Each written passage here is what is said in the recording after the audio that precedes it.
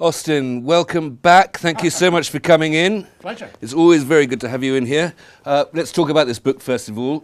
Revenge of the Rich, the Neoliberal Revolution, Britain and New Zealand. Revenge of the Rich. Is there a hint about your own feelings about this politics? Well, there is, but it's not Revenge of the Richers, it's Revenge of the Rich. Well, sadly, I'm not...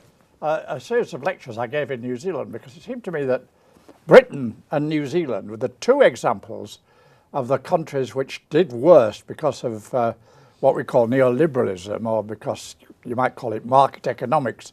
Mrs. Thatcher came in, the old system wasn't working particularly well, we had balance of payments problems and industrial problems with the winter of discontent, and she started changing everything, and it was a dramatic impact on the whole economy. What the idea was that markets would decide things rather than the state. We would make the rich richer. In other words, they would get tax cuts, and that would trickle down to the poor instead of the state redistributing via the tax system. Now, the only problem, it's a brilliant idea, but the only problem with it was it didn't work. What happened was that so much of our industry was destroyed, and Britain had always lived by manufacturing. We closed down so much manufacturing under the stress of the Tory budgets and an overvalued currency that we could no longer pay our way in the world.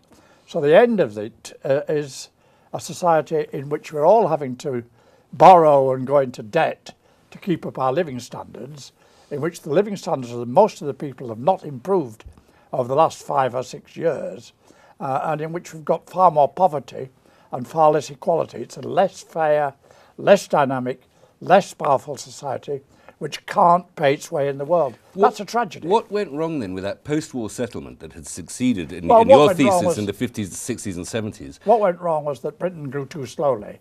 It was a system designed really by Keynesian demand management to provide full employment. In other words, to reward the people for their efforts in the war by creating a fairer society with a welfare state. What went wrong was that we didn't grow fast enough, and people tried to make up the ground through industrial action to get themselves more money through strikes and trade union action than they were getting through the natural processes of growth. And secondly, we ran into balance of payments problems. Every time the economy expanded, the pound was threatened. The government, to protect the pound, put up interest rates, and that cut off the growth. But there was an equivalent sort of failure of that post-war settlement in New Zealand as well at about the same time, and that's what the comparison is. How did it turn out for them? It turned out better for them than for us. They came in slightly later because the Labour government there, which introduced this market economics, was elected only in 1984, whereas Mrs. Thatcher came in 1979. So they were 5 years behind, and they didn't go quite as far as Britain had done. And in the end, the New Zealand people revolted, much smarter than we poor British.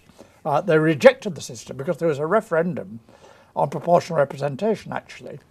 And they voted in proportional representation because they felt that both parties had failed and punished the people rather than stimulated the economy and got growth. So that referendum, which introduced proportional representation, was the end of the neoliberal revolution. Here we had to wait for the Brexit referendum. And that's the end where the people effectively rejected austerity, rejected the European community. But is that also the end of liberalism as well, with a small L, I mean, the idea that, it was the end of that liberty trumps the government trumps renounced equality? it, which she fired.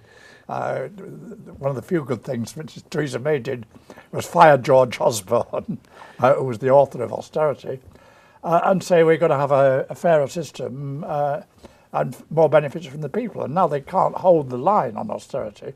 They're going to have to increase wages and stimulate the economy and spend more to get some growth, because we can't pay our way in the world. The May government is effectively a neo-Keynesian government in that case. It'll go back to neo-Keynesian. It will have to.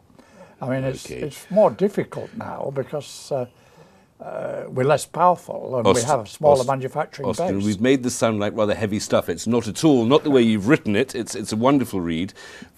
very serious issues, but thank you extremely, very much. extremely accessible. And it also, I should mention, it has an introduction by Helen Clark, who used to be Prime Minister of New Zealand. Yes. Old friend of yours, I think. Yes.